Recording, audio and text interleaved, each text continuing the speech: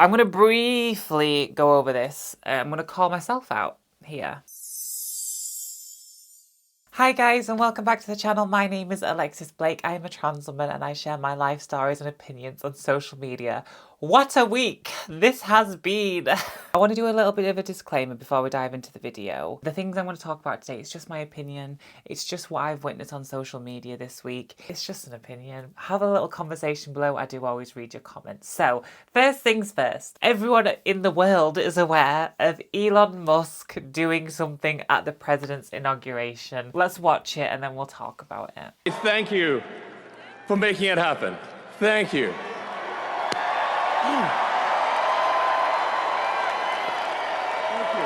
First things first, if that gesture was what it was supposed to be and that's the intended purpose behind why Elon did it, incredibly insensitive, incredibly worrying, because this isn't now a man who has put hundreds of millions into the president's campaign. They have a lot of power now. They already had a lot of power anyway, but they have a lot more power now. And if that's something that their ideologies fall under, very concerning. On the flip side of that, some people are defending Elon, saying that it was just a gesture showing that the people who had supported Trump and him had his heart. That's where, I'm not going to do it, but that's where some people are saying it comes from. Let's look at someone's opinion and see if we agree or disagree. But this one person, I think, made an interesting point, so let's watch it together. Yes, that was a salute, and I can prove it to you. No, not by doing it or expressing that the gesture is obvious, because that's not going to work. Because all you're going to say is, why would he do that on national TV? Even if he had those views, that's just so silly. That would never happen. The whole idea of Trump, Elon, and everybody who follows them is testing waters. Doing something that can be misconstrued or conveyed in multiple ways to see how the public reacts. And if his following doesn't acknowledge it or reacts poorly, then they can say that was never the point in the first place. But if the following sneakily gets behind it, then they can start doubling down on that minuscule, then double down on that, then double down on that, then double down on that, until it's a real idea. I don't understand how people don't notice this. A misread becomes an accident, becomes a joke, becomes table talk, becomes, hey, do you guys actually like this? Becomes, hey, I don't care if most people don't support this, there's enough people for it to happen. And then boom, we go from what was an accident or a misread of the situation to an organized assault. And again, if that organized assault didn't come to fruition, they never had to worry in the first place because they, say it with me, tested the waters. I thought that was kind of an interesting take on it. So it's just another theory. There's lots of theories, there's lots of conspiracy theories going around. And at the minute, I think social media in itself can be quite dark. I don't know. I don't want to pander to anyone and say yes or no. I think there's a lot of powerful people in America right now. Maybe too much power. I don't think it's healthy for anyone. Good, bad, whatever your opinions are. I don't think it's healthy for anyone to have that kind of power. That's all I'm going to say there. And let's move on to the next thing. I'm going to briefly go over this. I'm going to call myself out here. This person, I spoke about them in a video a while ago. This is seemingly a trans woman who claims she has PCOS. I couldn't find their account at first. I was going off a repost. I then have now been sent their account. Thank you to who sent me their account. And I've looked through their account and every single video and post that I see is rage bait. It pure and simply is. I don't want to say this person's not trans because I don't know this person. I don't want to say that they're a bad person, but I do want to say that I believe that everything they're putting out there is for clicks, likes, views, and again, dollar bills. That's what I believe it's coming down to. We're seeing people like Lily Tino I've spoke about, or I will speak about next week, full video coming. Briefly, I think Lily Tino is rage baiting for the money. That's personally why I think the content is the way it is. And I think other people are seeing that, and there's ways to capitalise on that, and people are jumping on that bandwagon. It's an easy book, and I think that's why people are doing it. So if we just go through this post as an example, symptoms I thought were normal, but it turns out I have PCOS as a transgender woman.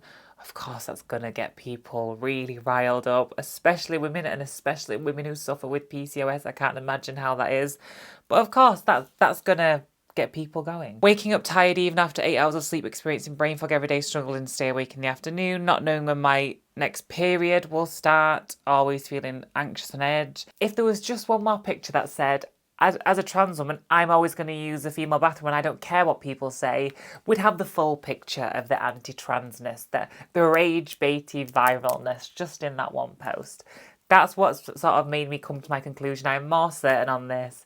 I do believe that this person is just doing it for maybe attention, maybe comments, whether it be good or bad, because attention is still attention to some people. The money. Okay, that's enough on that person. I'm not going to go over their account again, I don't think. Next order of business. I feel like I need like one of those hammer things and like a wooden thing. So Meta, which is, for those who don't know, it's a company owned by Mark Zuckerberg, which is owning Facebook, Instagram, Threads and WhatsApp. They have changed their privacy policy, quite normal. Companies are always updating policies and procedures. I work for a big company and I am in HR. I'm aware that companies are always updating things, refining things, improving things. Situations will happen and they'll improve their policies. Mark Zuckerberg did do a video. It's very long and I'm not going to watch it, but it is out there to watch. If you just search Mark Zuckerberg Meta policy update, you'll find it. He's wearing a black t-shirt sat at a table. But we'll finish this video first.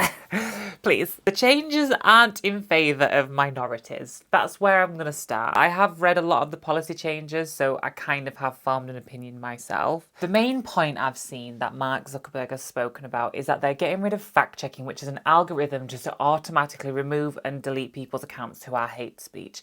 They're introducing community notes instead. Stick with me.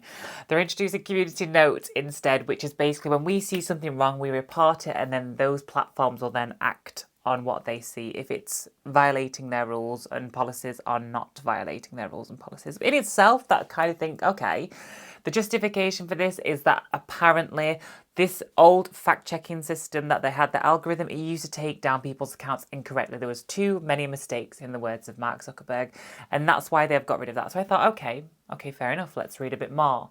What else has changed in the policy? And the weird thing as well with the video, it was referring to like politics and the election and Trump, the owner of the two of the biggest social media channels that we have, discussing politics and possibly leaning more one way is a bit concerning. Whichever way it leaned, if it was the opposite way, I'd be saying the same thing. If you have someone who owns social media outlets and they lean a certain political way, they can push, promote and emphasize and endorse certain people. Most people don't really want to see politics on social media. Most people just want to see funny cat and dog videos.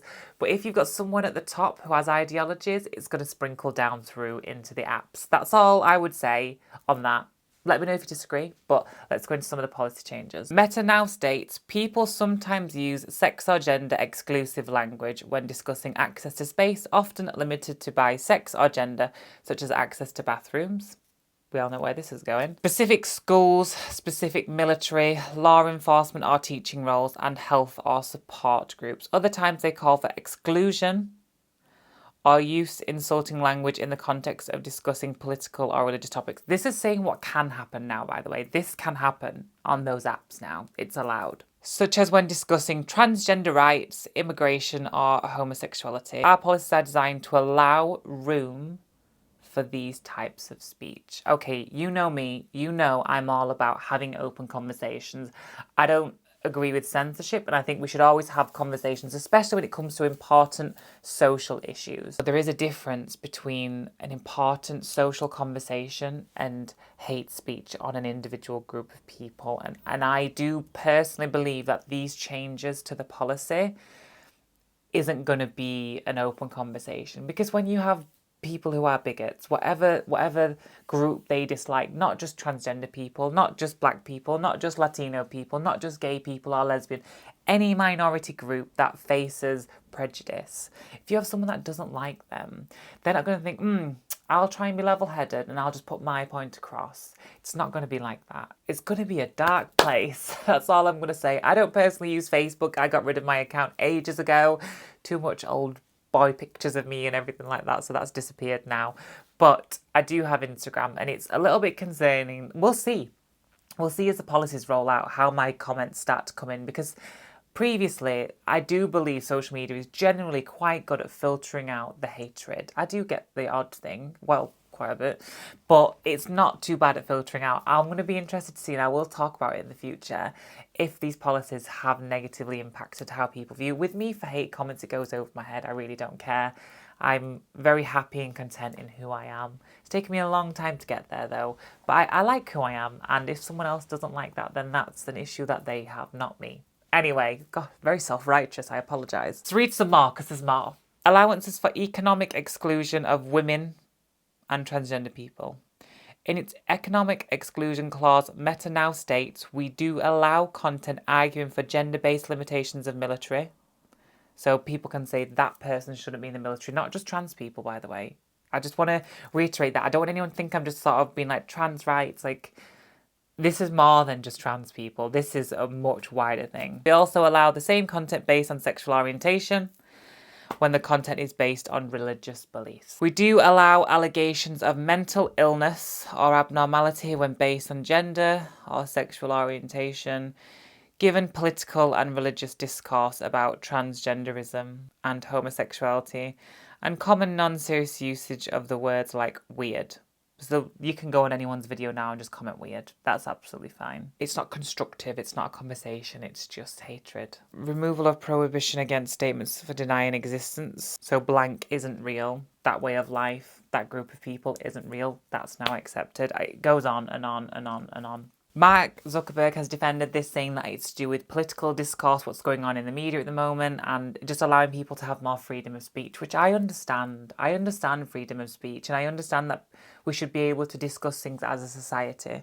But I don't think that's what's going to happen with this. I think it's much darker than that, and I think a bigger culture war is coming. I thought things were getting better for trans people. How wrong was I? And not just trans people, any minority. I think we're in a little bit of a concerning time. I'm going to finish with this, and I'm going to insult myself here. I live in a bubble. I always have. I always live in, I don't want to say I live in my own world, because I do think about others, or I try to.